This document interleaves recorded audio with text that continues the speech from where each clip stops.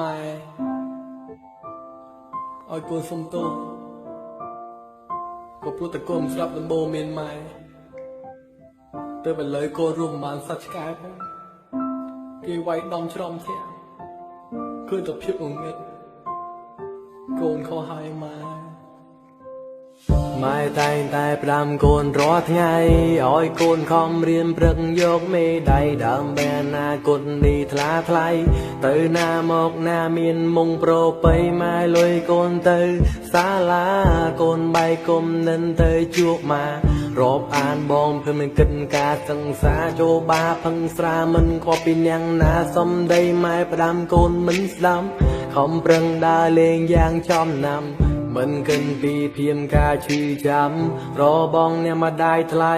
ឡើយឥឡូវកូនត្រូវវាយខ្នងហើយទោះចង់បកក្រោយក៏ហួសពេលហើយបានត្រឹមមើលមុងម៉ែចុងក្រោយទាំងភ្នែកកូនហូរអងវយម៉ែជួយម៉ែខំប្រឹងស្រែរកជំនួយតែវលី5ថាគ្មានអ្នកណាគេជួយទេព្រោះវាធ្វើខុសច្បាប់មិនអាចប្រឆាំងបានឡើយលទ្ធផលចុងក្រោយ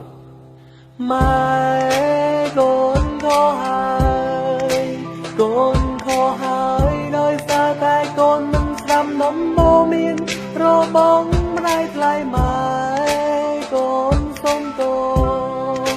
តែមិនអាចបកក្រោយ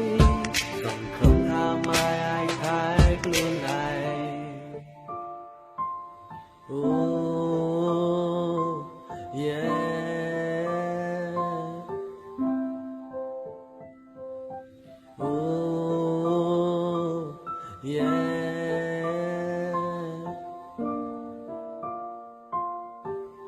Okay, go more real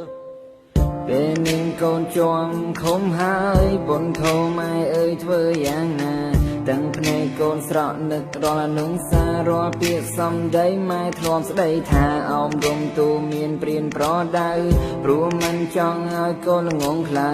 បញ្ជូនកូនទៅរៀននៅសាលាសង្ឃឹមធំលទ្ធសទ្រង់គ្រួសារពាក្យម៉ែប្រែផ្ដាំដកជាប់ក្នុងចិត្តផុសឡើង